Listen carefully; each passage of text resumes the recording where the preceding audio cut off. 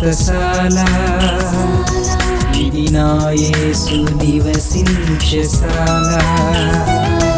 సాక్ష్యం ఏమంటే నాది నందవారము.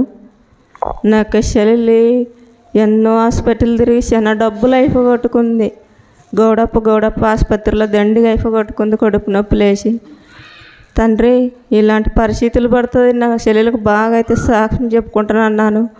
అదే ఏరే గొడప అల్ల దిగిపోయి గులిగులు వాడుతుందంట. బాగా అయింది, నా చెల్లెలకు బాగా అయితే సాక్ష్యం చెప్పుకుంటాను ప్రభువా. 7 మంది పిల్లల తల్లి తండ్రి నువ్వు బాగా చేయదేవని నా కన్నీటి ప్రార్థన దేవుడు ఆలకించాడు. అయ్యగారికి అమ్మగారు కొందరు మరి ఏం సాక్ష్యం అంటే నాకు గ్యాస్ ప్రాబ్లం ఎక్కువ ఉండేది, తగ్గింపు అయింది. ఇదే నా సాక్ష్యం. అయ్యగారు అమ్మగారు నా కొరకు ప్రార్థన చేయాలని కోరుచున్నాను. నందవరం. నా పేరు సువర్ణ. నా సాక్ష్యం ఏమంటే కుక్క గిరిరిందమ్మ నాకు కానీ పిల్లలు వేరే పిల్లలు వచ్చి చెప్పినారు. దేవా తండ్రి నీ చిత్తం అయితే కాళ్ళతోనే గిరిరిందని చెప్పినారు. పిల్లలు కాల్పించినాము, సూదులు వేయించిన కుమారునికి. అదే రీతంగా వారం పొడుగుదంగా పడిచిన దగ్గర బట్టి గొంతులు ఏమో ఇరుక్కున్నట. అమ్మగారు ఎవరు సాక్ష్యం చెప్పింది కదా, ఆ సాక్ష్యం ప్రకారమే నిద్ర అంట లేదు, కసివిసి శాంతి సమాధానం లేదు, నెమ్మది లేదు. ఎవరికి చెప్పుకున్నట్ట నాలోని నానే అయ్యగారిని అమ్మగారిని అందరిని తలుసుకుంటా. తండ్రి ఎవరు హస్తంతో నన్ను ముట్టి స్వస్థపరచండి, నేను వారం పొడితే నేను సాక్ష్యం చెప్పాలని నేను ఎంతో అమ్మగారిని అయ్యగారిని అడుగుతున్నాను. అదే రీతిగా మా బావకు గుండె ఆపరేషన్లో చక్కగా ఆపరేషన్ అయ్యి ఇంటికి క్షేమంగా వచ్చినారు. అమ్మగారు ప్రార్థన అయ్యగారు ప్రార్థనలో చక్కగా నడిపించినారు. ఇంకా వాళ్ళు సన్నిధానాలకు వచ్చి సాక్ష్యం చెప్పలేకపోతున్నారు. అదే రీతిగా ఇక్కడ వచ్చిన వారికి అమ్మగారికి ఇక్కడ నేను అందరికీ నాకు వందనాలు. ఇదే నా సాక్ష్యము. మా ఊరి కవరేడి. నా పేరు మరియమ్మ. నాకు ఈ క్రిస్మస్ పండుగలో చాలా పానము బాగాలేకుండా ఉంటే నాకు ఇంకా ఏమవుతుందో నా పానం అనేది నాకు భయం పుట్టేది.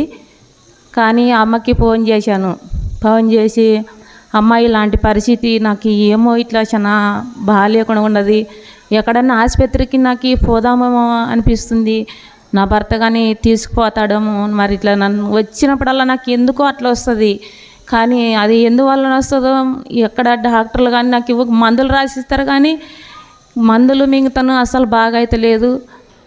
నాకు నెలకొకసారి 2 నెలలకోసారి అలాగ వస్తుంది. కానీ దేవుడు నా పక్షా నుండి నన్ను అట్లే బ్రతికిస్తూ నన్ను మేలు చేస్తూ వస్తున్నాడు. కానీ అమ్మ ప్రార్థన చేసుకునే ద్వారా నన్ను ఏ ఆసుపత్రికి వెళ్ళలేదు, ఎక్కడ వెళ్ళలేదు. ఏసు రక్తం వేసుకొని నాకు బాగా అయింది. ఇది నా సాక్ష్యము. ఇంకో సాక్ష్యం ఏంటంటే నా పెద్దలుడు విపరీతంగా తాగేవాడు. ఇంతకు ముందుసారి తాగి మా ఆయన 2 గొడవ పడాడు, నా కూతురుని కొట్టేవాడు, 2 గడిపాట్లు పట్టేవారు. ఎంత ఓదార్చినా అస్సలకి వాళ్ళు వినిపించకుండా సాతానగాడు ఎట్టా దాడి చేసుకుని వస్తాడంటే అలా దాడి చేసుకుని వస్తాడు. విపరీతమైన మంది తిరణాలు పట్టినట్టు చూసేవారు. 2 గొడవ పట్టి గడిపాట్లు పట్టినప్పుడు సంవత్సరం అవుతుంది, ఏ మందు తాగడు, ఏ గొడవలు లేవు. దేవుడు సంపూర్ణ స్వస్థత ఆయనలో కలిగి చేశాడు. తల్లి పిల్ల వాళ్ళు క్షేమంగా ఉండడు, మా కానీ శాంతి సమాధానంతో మామున్నాము. దేవుడు తాగినట్టు చేసిన విధానాన్ని బట్టి దేవునికి వందనాలు. ఇదే నా సాక్ష్యము. మేరీనేది నాది సామలగూడూరు. నేను ఆ సాక్ష్యం ఏమంటే నాకు 3వ నెలలో ఉన్నప్పుడు బ్లడ్ చూపుకుంటుండే. అమ్మగారికి ఫోన్ చేస్తే ఏం కాదులేమ్మ భయపడొద్దు, నువ్వు నిండు గర్భంతో వచ్చి చాలాకు వచ్చి సాక్ష్యం ఇస్తావు, ఏం కాదు భయపడొద్దు. మంచినీళ్ళు తీసుకొని అమ్మగారు ప్రేయర్ చేసిన తర్వాత నాకు ఈ బ్లీడింగ్ ఆగిపోయింది. ఇదే నా సాక్ష్యం. అందరికీ ప్రైజ్ లార్డ్. నా పేరు సుగుణ. ఒక 1 మంత్ నుంచి మా ఫాదర్కి బ్యాక్ పెయిన్తో బాధపడుతున్నారు. రెస్ట్ లేకుండా వర్క్ చేయడం వల్ల. సన్నిధిలో సాక్ష్యం తెప్తాను దేవుడా, ఎలాంటి ప్రాబ్లం లేకుండా తగ్గిపోతాయి అనుకున్నాను. ఒక 2 వీక్స్ నుంచి నార్మల్గా ఉంది. అండ్ అలాగే నేను వర్క్ చేసే దగ్గర సడన్గా అనుకోకుండా డ్యూటీస్ చేంజ్ చేశారు. నైట్ డ్యూటీస్ ఫస్ట్ లేవని చెప్పి తర్వాత నైట్ డ్యూటీస్ కూడా చేయాలి అన్నారు. నేను మేడంకి వాట్సాప్లో మెసేజ్ చేశాను, మేడం ఇలా అంటున్నారు ప్రేయర్ చేయండి అని. మేడం సార్ ఇద్దరు ప్రేయర్ చేయడం వల్ల డ్యూటీస్ చేంజ్ చేసి మార్నింగ్ డ్యూటీ ఒకటే వేశారు. అండ్ అలాగే నాకు హెల్త్ ప్రాబ్లం ఉన్నింది, ఫీవర్గా ఉన్నింది. ఒకరోజు నైట్ మేడంకి ఫోన్ చేస్తే మేడం గ్లాస్లో వాటర్ తీసుకోమని ప్రేయర్ చేసినారు. నైట్ నుంచి మార్నింగ్ లేసే లోపల వాటర్ తాగిన తర్వాత హెల్త్ ప్రాబ్లం తగ్గిపోయింది. అండ్ అలాగే నేను ఇక్కడ నాకు మా ఫ్రెండ్ ఒక అమ్మాయి ఇక్కడికి మేడం దగ్గరికి ప్రేయర్కి వచ్చింది జాబ్ కోసము. వస్తున్నాయి కానీ ఇంటర్వ్యూకి వెళ్ళిన తర్వాత మళ్ళీ స్టాప్ అయిపోతున్నాయంట.